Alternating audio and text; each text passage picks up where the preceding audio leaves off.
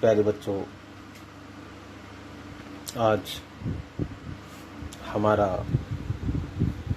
कक्षा 10 के राजनीति विज्ञान का पहला अध्याय और आपके पाठ्य पुस्तक का 5वां अध्याय लोकतंत्र।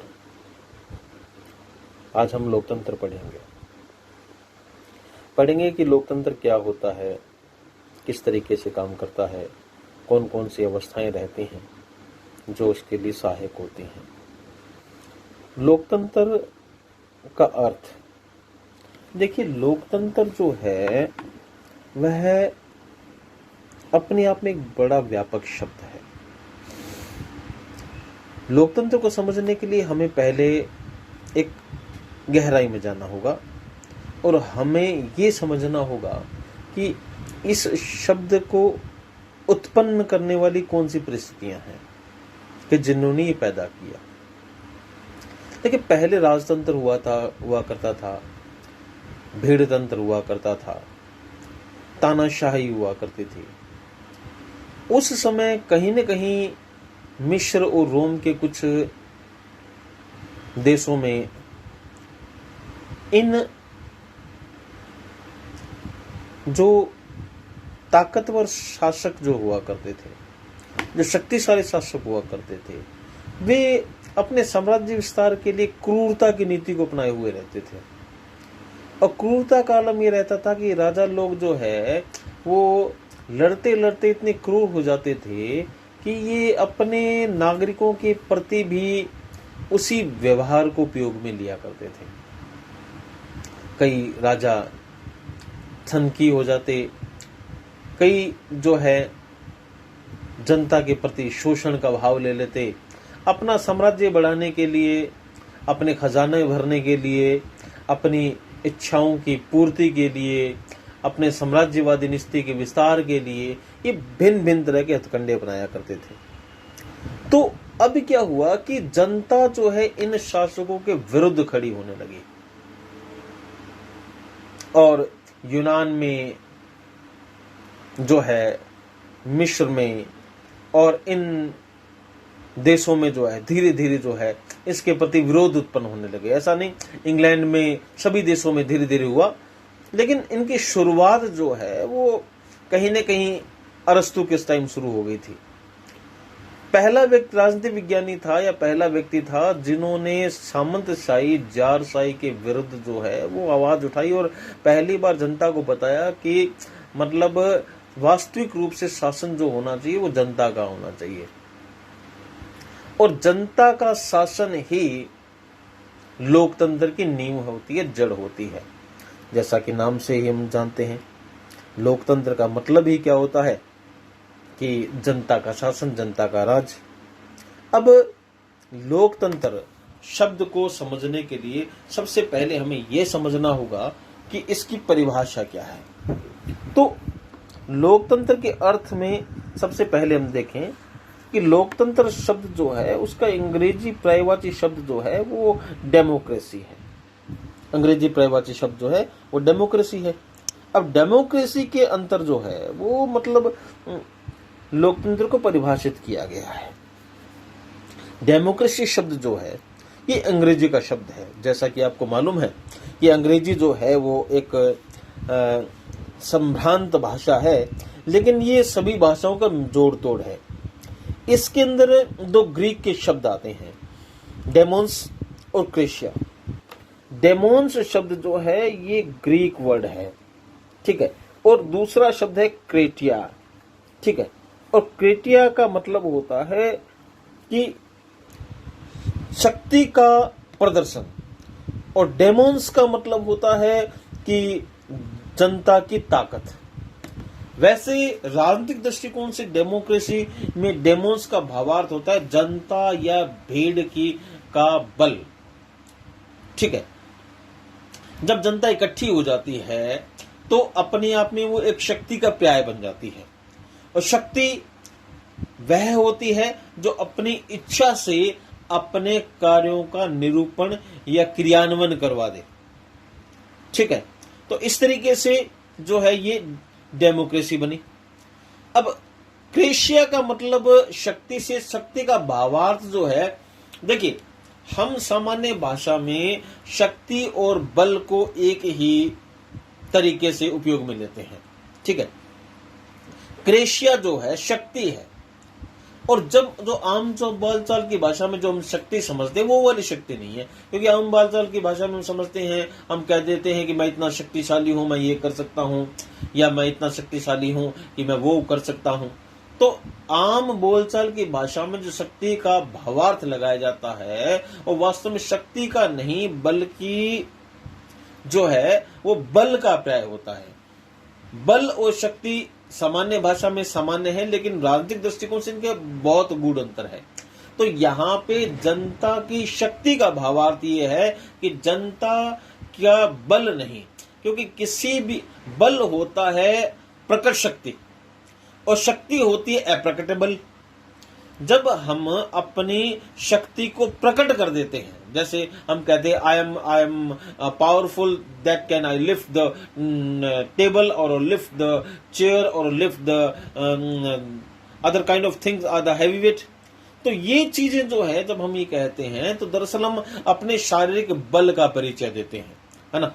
शक्ति का संबंध बल से नहीं बल्कि मानसिकता से होता है ना। और यहाँ पे जनता की शक्ति का मतलब है कि जनता के इकट्ठे होने का जो एक मानसिक जो पावर इकट्ठी होती है। जैसे आपने बचपन में सुना होगा, एक लकड़ियों की कहानी सुनी होगी कि एक लकड़ी को तोड़ना आसान होता है, और जब लकड़ियां बंडल में आ जाती हैं, गट्ठर में आ जाती हैं, तो उस बंडल को, इस स्टिक बंडल को तोड़ना बड़ा मुश्किल हो जाता है, क्योंकि जब एक से एक जुड़ता है तो 11 जितनी शक्ति ले आता है। तो जनता जब इकट्ठी हो जाए, जनता जब एक छत्र के नीचे आ जाए, तो वो क्या कर सकती है, बल के रूप में नहीं, मानसिक रूप से क्या कर सकती है। इसका सीधा सीधा उदाहरण है राजनीति के अंदर लोकतंत्र। लोकतंत्र जनता की शक्ति का प्रवाची है। अब ये देखो, किंतु आधुनिक युग काल में इसका अर्थ जो है वो जनता से लिया गया है, ठीक है। अब क्रेशिया का मतलब शक्ति होता है, लेकिन शक्ति का इस प्रकार के शब्दार्थ में जो हमारे सामने जो आती है वो आती है डेमोक्रेसी, ठीक है। इसे अगर सीधे शब्दों में अगर हम कहें डेमोक्रेसी को, तो सीधे शब्दों में ये क्या है, डेमोक्रेसी क्या है, वो है जनता की शक्ति, जनता की शक्ति। अब जनता की शक्ति का मतलब ये है कि जब जनता इकट्ठी होकर अपनी बातें मनवा लेती है, इसे जनशक्ति कहते हैं। आई बात समझे? तो अब देखिए, अब जनता जब शक्ति के रूप में आती है तो वो क्या कर सकती है, ठीक है। वह जनशक्ति के रूप में आकर क्या कर सकती है, वह सीधा सीधा कार्य है कि जनता जब शक्ति के रूप में अपने आप को इकट्ठा कर लेती है और एक निश्चित रूप से एक व्यक्ति विशेष को चुन लेती है, तो वो एक तरह से अपनी शासन सत्ता के नींव को निर्धारित कर लेती है। लोकतंत्र में क्या होता है, जनता अपनी शक्तियों को जो है एक व्यक्ति को दे देती है। जैसा हमने अगर सामाजिक समझौता सिद्धांत में देखें तो पहले पुराने समय भी ऐसा हुआ था, जब एक पहला व्यक्ति था जिसने क्या किया, अपनी शक्ति जो है दूसरे व्यक्ति को दे दी।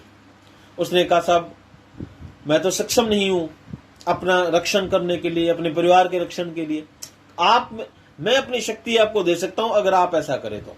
ऐसा ही हुआ, सबने अपनी अपनी शक्ति एक व्यक्ति को दी, और जिसको दी वह जो है शक्ति से शासक बन गया और उसने सत्ता संभाल ली, और जो उसके अनुयायी हो गए वो शासित कहलाने लगे। तो इस तरीके से लोकतंत्र का सीधा सीधा अर्थ होता है जनता की शक्ति के द्वारा किया जाने वाला शासन लोकतंत्र कहलाता है। और ये इंग्लिश में डेमोक्रेसी, और अगर ग्रीक में ले तो डेमोक्रेशिया, और हिंदी में ले तो जनतंत्र कहलाता है, यानी जनता का तंत्र। अब ये करता क्या है, ये 3 तरीके से काम करता है। पहला कि ये लोकतंत्र क्या चीज है, लोकतंत्र निर्णय लेने की विधि है। लोकतंत्र क्या करता है, लोकतंत्र का पहला काम क्या है कि शासन संबंधी जितने भी निर्णय हैं उनको लेने का काम लोकतंत्र कहता है। दूसरा, वह निर्णय लेने के सिद्धांतों का समूह है, ठीक है। और तीसरा, यह आदर्श मूल्यों से संबंधित अवधारणा है, ठीक है। तो लोकतंत्र क्या है? अगर हमसे पूछे कि लोकतंत्र क्या है तो हम क्या बताएंगे? पहला, लोकतंत्र निर्णय लेने की विधि है। किस तरीके से? अब देखिए, कोई भी शासन तंत्र है, उसका कार्य क्या है? निर्णय लेना, और निर्णय लेकर उस निर्णय का क्रियान्वयन करना उसका कार्य रहता है। अब वह निर्णय लेने वाला कौन होगा? अब राजतंत्र में निर्णय में लेने के अंदर राजा जो है संप्रभु होता है, ठीक है। अगर राजतंत्र में अगर लिबरल है तो वह अपने दरबारियों से मंत्रणा करता है और उसको शामिल कर लेता है। अगर वो तानाशाह है तो वो कुछ जो एलिट्स है उनसे संपर्क में रहता है। लेकिन लोकतंत्र में क्या होता है, जब कोई निर्णय लिया जाता है तो उसमें राजा स्वयं न शामिल होकर बल्कि अपनी जनता की इच्छाओं की अनुकृति करता है कि उसकी जनता, उसके नीचे जिन्होंने उन्हें चुना है, उनकी इच्छाएं क्या हैं। वास्तव में लोकतंत्र सबसे कामयाब शासन प्रणाली इसलिए है क्योंकि लोकतंत्र वास्तव में जनता की अभिव्यक्ति है। किसी भी देश की जनता क्या चाहती है, उसके शासनाध्यक्ष का कार्य वही होता है कि वह अपनी जनता की जो मांगे हैं, जो जायज है, जो संविधान के अनुसार है और जिनमें जो तार्किक हैं, उनका क्रियान्वयन करना लोकतंत्र कहलाता है। दूसरा, लोकतंत्र क्या है? यह निर्णय लेने के सिद्धांतों का समूह है। जितने भी निर्णय लेने के सिद्धांत बने हैं, चाहे भी कोई भी हो, उन सब का एक समूह होता है लोकतंत्र, ठीक है। क्योंकि ये जनता का होता है, क्योंकि इसमें भागीदारी पूर्ण रूप से जनता की होती है और इसमें वो कुछ चुनने वाली भी जनता होती है, तो वो जनता के द्वारा भी रहता है और उससे भला या बुरा जो होता है वो जनता का ही होता है, तो इसमें जनता के लिए होता है। तो लोकतंत्र एक तरह की जो है निर्णय लेने वाले सिद्धांतों के समूह के रूप में है। तीसरा, यह आदर्श मूल्यों से संबंधित अवधारणा है। अब लोकतंत्र में क्या रहता है कि आदर्श मूल्यों के जितने भी आदर्श मूल्य है, आदर्श मूल्य से भावार्थ क्या है? आदर्श मूल्य से मतलब ये है कि लोकतंत्र का लक्ष्य रहता है अधिकाधिक लोक कल्याण, और लोकतंत्र एक सस्य शासन प्रणाली है जिसमें प्रत्येक व्यक्ति का कल्याण निहित रहता है। तो लोकतंत्र का सीधा सीधा लक्ष्य होता है एक ऐसे उच्च आदर्शों की स्थापना कि जिनके मूल्यों से उसमें निवास कर रही जनता का अधिकाधिक कल्याण हो, तो वो क्या कहलाती है? यह आदर्शात्मक मूल्यों से संबंधित कल्याण कहलाता है। अब देखो, आधुनिक काल में को केवल शासन का एक रूप माना जाता है। अब लोकतंत्र को परिभाषित करने के लिए वैसे तो बहुत सी परिभाषाएं हैं, लेकिन आपकी पाठ्य पुस्तक में बर्न्स साहब क्या कहते हैं कि सब लोकतंत्र एक ऐसा शब्द है, डेमोक्रेसी इज अ वर्ड, लोकतंत्र एक शब्द है जिसकी अनेक अर्थ है। अब लोकतंत्र के लिए खास बात ये हो रही है कि लोकतंत्र एक ऐसी शासन प्रणाली है कि जिसने सुना उसने अपने तरीके से इसका अर्थ निकाल लिया। तो लोकतंत्र का एक पर्टिकुलर अर्थ जिसे हम सार्वभौमिक अर्थ जो है वो नहीं कह सकते, हाँ सर्वमान्य अर्थ जरूर बता सकते हैं कि लोकतंत्र क्या है। तो लोकतंत्र की अलग अलग पर्याय हैं, अलग अलग तरीके हैं अपने यथासाथ कि जिनके अनेक अर्थ हैं, इसके साथ भावनात्मक अर्थ भी जुड़ा हुआ है। अब लोक अन्य राजतंत्र है, भीड़ तंत्र है, जनतंत्र तंत्र है, प्रजातंत्र है, जितनी भी एरिस्टोक्रेसी है, जितनी भी शासन प्रणाली है, उनमें जनतंत्र जो होता है यानी लोकतंत्र जो होता है उसके अंतर्गत क्या है कि स्पेशल बात क्या होती है उसके अंदर, इसमें भावनाएं जुड़ी हुई होती हैं। क्यों? क्योंकि जब हम किसी चीज को शुरू करते हैं, जब हम किसी चीज को बनाते हैं, तो बनाने के बाद में हम उसके गलत और सही के निर्णय में खुद भागीदार रहते हैं। तो ऐसी स्थिति में लोकतंत्र की कहता है कि आदर्श मूल्यों की स्थापना और साथ में निर्णय लेने के स्वीकृति और निर्णय लेने की विधि, ये तीनों काम करती है तो हमारा उसमें भाव जुड़ जाता है। क्योंकि लोकतंत्र में प्रत्येक व्यक्ति की भागीदारी होती है, प्रत्येक व्यक्ति उसके लिए भागीदार रहता है। तो ऐसी स्थिति में क्या होता है कि लोकतंत्र जो है एक आम जन की शासन प्रणाली बन जाती है। तो सही बात कहते हैं बंस महोदय। बंस महोदय कहते हैं कि लोकतंत्र एक शब्द है और उस शब्द में प्रत्येक व्यक्ति की भावनाएं जुड़ी हुई है। क्योंकि एक आम आदमी, चाहे वो राजा की है, चाहे वो रंक है, चाहे वो अमीर है, चाहे वो गरीब है, चाहे वो ऊंचे दर्जे पर विराजमान है, चाहे निचले पायदान पर सुशोभित है, प्रत्येक व्यक्ति अपना भागीदारी लोकतंत्र में अदा करता है। इसलिए उस लोकतंत्र के अच्छे बुरे भले सब तरह के निर्णयों में उसकी भागीदारी रहती है। आगे लोकतंत्र के वास्तविक अर्थ को समझने के लिए जरूरी है कि हम उसके विभिन्न रूप की धारणाओं को जुड़े। अब लोकतंत्र को देखिए, लोकतंत्र को हमें अगर समझना है, वास्तविक अर्थ समझना है, तो उसके लिए जरूरी क्या है कि हम उसके विभिन्न अवधारणाओं से परिचित हों, हम उसकी अवधारणाओं को समझें कि लोकतंत्र चाहता क्या है। जी आगे, लोकतंत्र के विभिन्न रूप हैं, एक रूप नहीं है, कई रूप हैं। इसमें क्या है, लोकतंत्र के अंदर कई तरीके के लोकतंत्र रहते हैं। अब हमारे वैसे लोकतंत्र के बहुत से रूप है, लेकिन हमारे पाठ्य पुस्तक में जो है 4 तरह के लोकतंत्र बताए हुए हैं। पहला लोकतंत्र होता है राजनीतिक लोकतंत्र। राजनीतिक लोकतंत्र ऐसा होता है कि जिसमें राजनीति के अंदर जनता की भागीदारी सुनिश्चित करना और जनता के द्वारा किए गए कार्यों के क्रियान्वयन और उसके कल्याण को सुनिश्चित करना लोकतंत्र, राजनीतिक लोकतंत्र कहलाता है।